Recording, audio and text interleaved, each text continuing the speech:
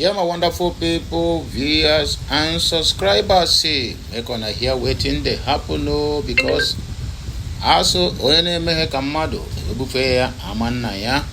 Anyway, like say tomorrow no day. Make una come see waiting they happen. Stop blaming the wrong people. Face the facts. This message is by Chukwuemeka Nnochiri, contributor to Mazi Nnamdi Kanu Global Defense Consortium. Anyway, this message, what it's all about is concerning the blame game some people are playing now. Why do you allow Mazi Nnamdi Kanu go back to court? Why you don't stand with the judgment of appeal court? Mazi Nnamdi Kanu, for crying out loud, is in the detention, and there's no doubt if you say, okay, we are not going to go to court again, no, because we want to maintain the ruling of the appeal court of 2022. My brother, if you abandon Mazi Nnamdi Kanu, the zoo will gradually, in fact, they will graciously abandon him and said, oh, these people are not serious. That is what they have been praying for. I still not understand why some people, some Igbo people, some learned people will still tell you why they should not supposed to go back to court and start Mazi Nnamdi Kanu trial. My brother, we are on their hook and we have to play along.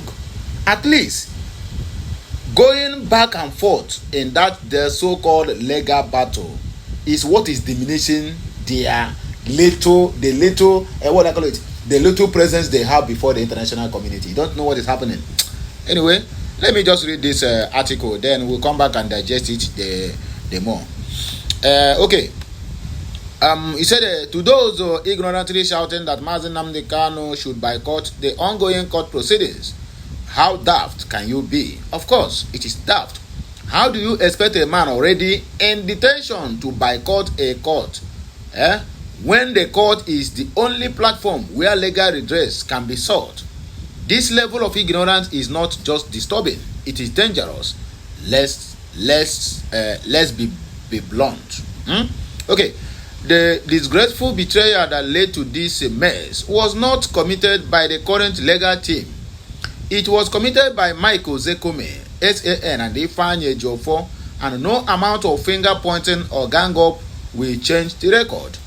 Let the world hear the hard questions these men must answer. Number one, where were you when Justice Samani of the Court of Appeal used a civil rule, Order 6 Rule 1, to overturn a criminal discharge? That was the legal hearsay that opened the door for the Supreme Court to entertain a case that has already been terminated for lack of jurisdictions. Why did Osetigo sit back and watch it happen? Why didn't Ejiofor protest this madness? That is the question. And now people are beginning to blame it on Mazi Nnamdi Kanu. Now, why did they allow that to happen? The blame should go to the two people that have been dropped. And the reason why Mazi Nnamdi Kanu dropped them is because of this. And some people are still saying, why must Nnamdi Kanu go back to court? No, I don't even understand some people. Anyway, everybody have right to their own personal opinion. So let's move here. Number two, why did you allow a case terminated for lack of jurisdiction to be remitted for trial once an appeal court discharges a defendant on jurisdictional grounds? The law is settled. There can be no retrial or else double jeopardy is triggered. C. Federal Republic of Nigeria versus Osahon of 2006. 5. New NWLR Part 973. A discharge predicted on lack of jurisdiction operates as a final acquittal. So why did Ejiofor and Osetigo permit the case to be resurrected? Number 3. Why did you allow a repealed law to be used in a fresh trial? The Terrorism Prevention Amendment Act of 2013 was repealed on 12 May of 2022. Yet, Kanu was remitted back for trial under this dead law, a legal impossibility. What kind of lawyer allows a client to be persecuted under a repealed statute? So, in other words, according to the poster of this message, it's trying to let us know that the people who got that justice, the discharged and acquitted and appeal court, did not do their work well. So Mazi Nnamdi Kanu's continued detention till today or till tomorrow should also be triggered to, it should also be directed to what they call him, Mike Ozekome, and Aloy Ejiofor. Sorry, and Ifeanyi Ejiofor. Yes. From what I'm reading here now, you can as well agree with me that yes, the poster of this news is 100% right. Anyway, let me continue. The truth is this: Osetigo and Ifeanyi Ejiofor mishandled the most historic legal opportunity in this case. Instead of enforcing the 13 October 2022 judgment of the appeal court that discharged Kanu on jurisdiction ground, they allowed propaganda from Malami to take root, claiming that discharge is not acquittal. Can you imagine that? And we have SAN, and he allowed that to happen. Okay, they allowed 14 months to pass without enforcing the judgment. They gave room for the mess we are now trying to clean up. Now that the Global Defense Consortium is doing the work that should have been done years ago, those who failed Onyendu are busy peddling blame. Shame will not allow you to speak the truth. History will one day remember you. Ifeanyi Ejiofor will tell the truth of what really happened. But until then, let the record stand. Nobody should blame today's legal team for the calamities caused by those who failed to act when it mattered most. Enough of the lies. The truth is documented. So, in other words, yes, we have every right to air our own view and our opinion on the current case. But I think the very big part of the blame should go to Ifeanyi Ejiofor and Ifeanyi Ejiofor, yes, and Mike Osetigo. SAN, for that matter, who knows the law? To have the title of SAN is not a ordinary charge and bail lawyer now. Let us be factual in analyzing this matter. Yes, everybody can blame Aloy Ejiofor. Everybody can as well air their own view on what they think concerning this matter. But the truth still remains that SAN to allow another SAN, which is Malami, who is not even close to the kind of what do I call it? The kind of qualities of education that this guy have, Mike Osetigo, and that so-called Ifeanyi Ejiofor. But they allow the mumu, a Fulani man, and also a cow to then override their right. And they didn't say anything, or not until now. They start to blame now. Everybody now is saying, okay, no, they were kind of, according to them, that is what they are saying. Yes, I am blaming Ifeanyi Ejiofor, not Ifeanyi Ejiofor, Aloy Ejiofor, not because of what is happening now, but because Aloy Ejiofor is working with Nigerian government. He is owing Nigerian government some millions of naira. So if you are owing Nigerian government and you are standing as a defendant,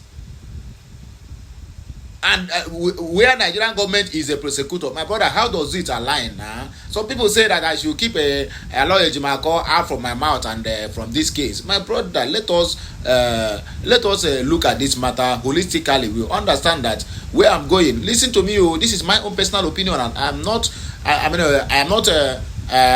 forcing you to believe on what I believe. Please. I'm entitled to my own opinion, and you too are entitled to your opinion. And I'm not misleading you. Neither am I pointing an accusing finger to Aloy Ejiofor. So, but when you are trying to analyze this news, you have to look at it horizontally and also vertically. Then you come to a conclusion that part of the problem Mazi Nnamdi Kanu is having today is from his legal kakusu. Believe it or leave it. Most of them, they don't know their right. Because if you are handling a case and you are getting afraid, do you know what makes Mazi Nnamdi Kanu, what triggered him? And at that court, he stand up and rule because these people have already lost a kind of confidence to defend him. They have lost confidence in, they're afraid of Nigeria, what will happen. Maybe afraid of when they press hard on Nigerian government, they are going to remember their past, or they are going to send assassins to them, or they are going. No, I don't even understand why, as big a very heavy lawyer like Mike Osetigo will then allow this to happen on his present. But anyway, that is by the way. Let us dissect the comment section. People have their own opinions. So let's see. Jude Obiora said, thanks to those wonderful team working as seriously hard for Mazi Nnamdi Kanu's case. Though not known to Ndi Igbo, this is the first time one can see through the lens of truth what really transpired in the ongoing case of Mazi Nnamdi Kanu versus the federal government of Nigeria. Thanks to the new legal team, no ground handling the case. Please, brothers, don't step down your efforts. Igbo people are ungovernable in some areas in life. We may provoke incidences that may force you to drop down your efforts. Keep going strong. Don't look back while doing the good one. Nnamdi Obata said, they say half education is an incurable disease and even worse than ignorance. All Igbo youth must be careful and must stop creating confusion and chaos. This is applicable to all those whose main qualifications are possessions of mobile phones. When they see anything posted on the Facebook, they jump into commenting on issues that are beyond their knowledge. Education, training, and orientation. Please, let those concerned restrain and restrict themselves from this recklessness that seems to portray lack of wise and educated people in Igbo land. The new rescue team for Mazi Nnamdi Kanu posted what they considered as lapses or oversight and truth, citing legal precedents, the decided cases, and authorities that could have prevented Mazi Nnamdi Kanu facing a second trial anchored on mere intrigues of former Attorney General and the federal government of Nigeria. There are eminent lawyers in Igbo land and Nigeria in general who can prove that what they said is wrong or right. Let all and sundry stay clear from commenting carelessly on issues that are beyond their knowledge. The embarrassment is getting out of hand. Well, I would not like to stretch this more because I know the whole thing now. So maybe we'll just end it here. As you are watching, please kindly drop your opinion. What do you think at the comment section of this video? And then we will then argue it more at the comment section. So have a nice day and may the good Lord continue to bless us all. Que Messiano, my people.